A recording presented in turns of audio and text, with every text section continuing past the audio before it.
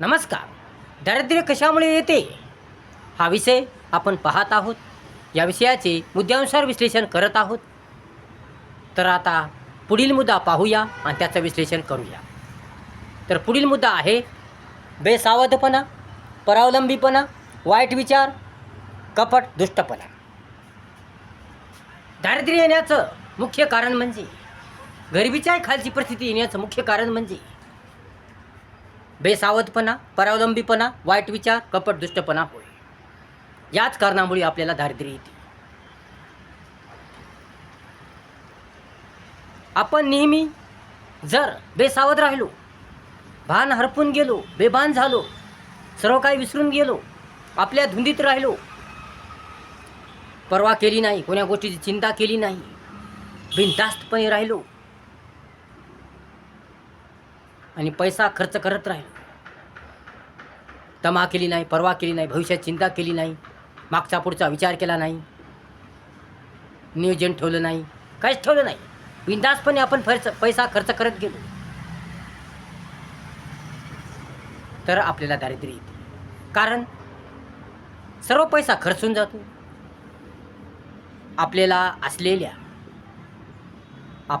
असलेल्या नादामुळे, संगतीमुळे, व्यसनामुळे, अनेक गोष्टीमुळे, अनेक कारणामुळे, आगाऊपणामुळे सर्व पैसा खर्चून जातो. कारण आपण बिनधास्त राहतो, सावधानता ठेवत नाही, सतर्क राहत नाही, भविष्यात चिंता करत नाही, काळजी करत नाही, पर्वा करत नाही,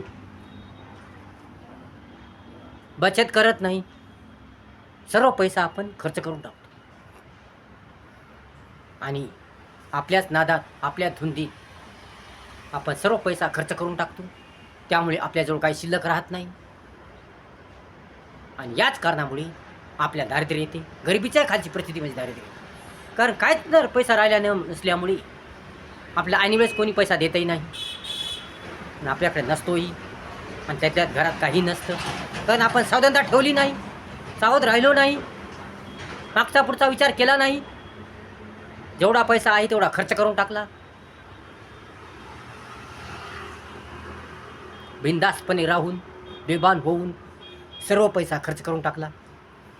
त्यामुळे आपल्याजवळ काही शिल्लक राहत नाही आणि याच कारणाने आपल्या घरी काहीच राहत नाही, खायला प्यायलाही काही नसतं आणि याच कारणाने आपल्याला दारिद्र्य येतं. गरिबीच्या खालची परिस्थिती म्हणजे दारिद्र्य.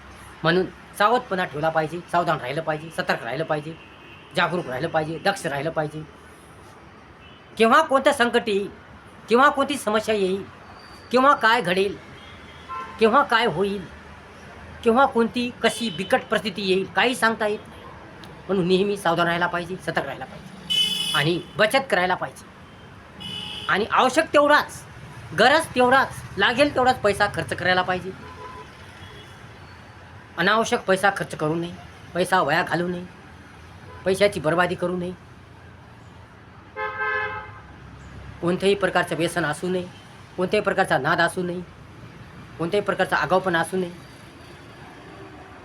आपल्याला जीवन जगण्यासाठी ज्या गोष्टी आवश्यक आहेत, ज्या गोष्टी लागतात, ज्या गोष्टीची गरज आहे, ज्या गोष्टीची आवश्यकता आहे, अशाच गोष्टीसाठी पैसा खर्च केला पाहिजे, पैसा खर्च केला पाहिजे.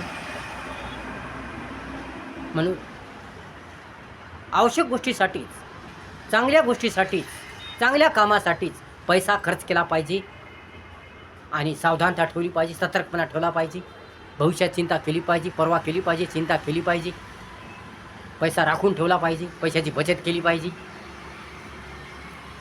पैसा बचत जर राहिला, जेव्हा आपल्याला अडचण येईल, संकट येईल, तेव्हा तो ही बचत आपल्याला कामा येते. म्हणून आपल्या कामाचा काही मोबदला बचत म्हणून ठेवला पाहिजे. म्हणून सर्वच पैसा खर्च करू नये, तर त्यापैकी काही बचत ठेवली पाहिजे. कारण बचत ही फार महत्त्वाची असते. ऐनवेळेस आपल्याला कोणीही पैसा देत नाही, ऐनवेळेस आपली कोणीही मदत करत नाही, भाऊ असो, बहीण असो, कोणीही असो, ऐनवेळेस आपल्याला कोणीही मदत करत नाही, कोणी काही देत नाही. म्हणून आपली बचत, आपली केलेली बचत ही आपल्याला ऐनवेळेस कामा येते, उपयोगी पडते. म्हणून बचत करणे आवश्यक आहे. म्हणून सर्वच पैसा खर्च करू नका, तर काही बचत ठेवा, सावधपणा ठेवा, बेसावध राहू नका, बिनधास्त राहू नका, तर बचत करा. काही बचत आपल्याला संकट काळात, अडचणीच्या काळात कामा येते, आपल्या उपयोगी पडते, आपलं संकट दूर करते, आपली समस्या दूर करते. बचत करा. म्हणून सावधानता ठेवा, सतर्क राहा, सतर्कपणा ठेवा. सतर्क राहिल्यामुळे, सावधान राहिल्यामुळे, व्यवस्थितपणा ठेवल्यामुळे, नियोजन ठेवल्यामुळे, चांगुलपणा ठेवल्यामुळे, सतर्क राहिल्यामुळे, सावधान राहिल्यामुळे आपल्या कोणती अडचण येत नाही आणि आपल्या दारिद्र्य येत नाही. गरिबीच्या खालची परिस्थिती दारिद्र्य येत नाही. परंतु जर आपण बिंदास राहिलो, बिनफिकीरपणे राहिलो, परवा केली नाही, काळजी केली नाही, बेसावध राहिलो, तर मात्र आपल्याला दारिद्र्य येते. म्हणून नेहमी सावधान राहा, सतर्क राहा. आता पुढचा मुद्दा आहे परावलंबीपणा. परावलंबीपणामुळे सुद्धा आपल्या दारिद्र्य येते.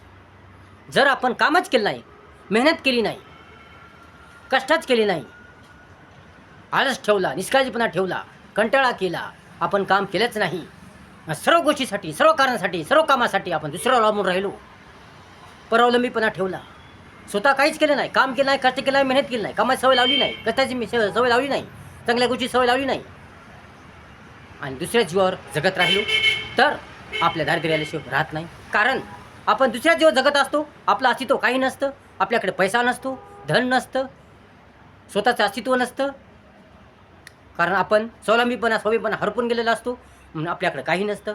जेव्हा दुसरा देईल तेव्हा आपलं जीवन चलत असतं, जेव्हा दुसरा जसं सांगल तसं आपलं जीवन जगत असतो, दुसऱ्याच्या इशाऱ्यानुसार, दुसऱ्याच्या बोलीनुसार आपण चलत असतो, दुसऱ्याच्या मार्गदर्शनानुसार आपण चलत असतो. त्यामुळे आपल्याकडे काही नसतं, पैसा नसतो, आदला नसतो, काही नसतं. आणि जेव्हा दुसरा आपण ज्याच्या जीवावर अवलंबून आहे, तो त्याने जर आपल्याला नाकारलं तर आपलं कसं व्हावं?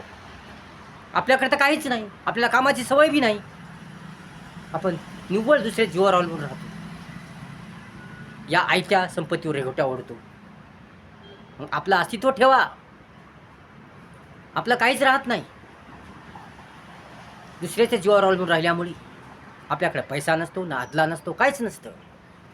म्हणून त्यामुळे आपल्याला जर दुसऱ्या नाकारलं तर आपल्या दारिद्र्य येते, कंगालमय परिस्थिती येते, नरकमय परिस्थिती येते आणि आपल्या दारिद्र्यमय परिस्थिती येते. म्हणून परावलंबीपणा ठेवू नका, काम करा, कष्ट करा, मेहनत करा, दुसऱ्या जीवावर अवलंबून राहू नका, दुसऱ्याच्या संपत्तीवर अवलंबून राहू नका.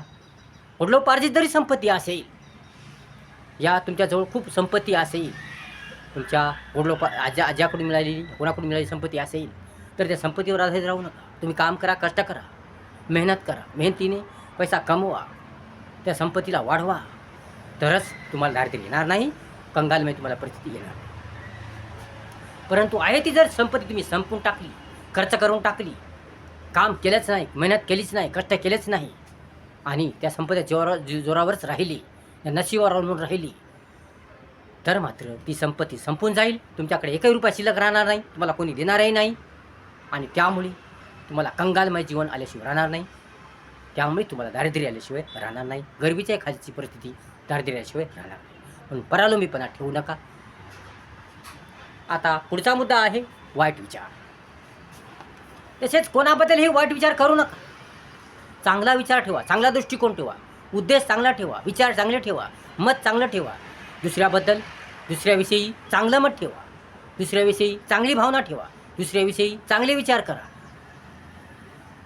दुसऱ्याविषयी चांगलं मत ठेवा, दृष्टिकोन आपला उद्देश चांगला ठेवा, तरच आपल्या दारिद्र्य येणार नाही, आपलं जीवन सुंदर होईल. परंतु जर तुम्ही दुसऱ्याचा वाईट विचार केला, दुसऱ्याबद्दल वाईट विचार ठेवले,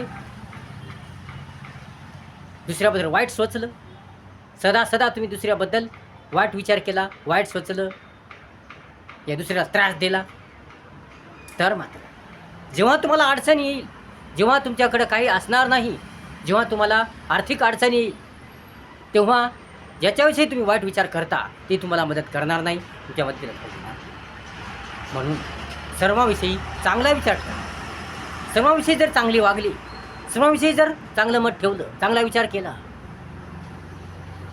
दुसऱ्याच्या कामाला धावून गेली, माणुसकी ठेवली, चांगुलपणा ठेवला, तर अडचणीच्या टायमाला, या संकटाच्या काळात, अडचणीच्या काळात, समस्या काळात तो तुम्हाला धावून येईल, तुम्हाला मदत करेल.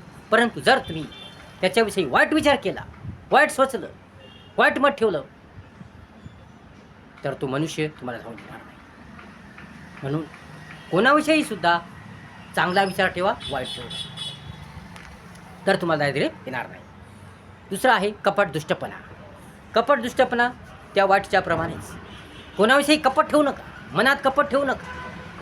कोणाविषयी चांगलं मत ठेवा, कोणाविषयी चांगुलपणा ठेवा, कोणाविषयी माणुसकी ठेवा, दया ठेवा, प्रेम ठेवा, सामंजस्य ठेवा, चांगल्या गोष्टी ठेवा.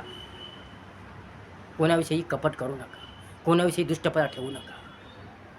म्हणून कोणाविषयी जर दुष्टपणा ठेवसाल, कोणाविषयी मनात कपट ठेवसाल, तर तुमचंच नुकसान होईल,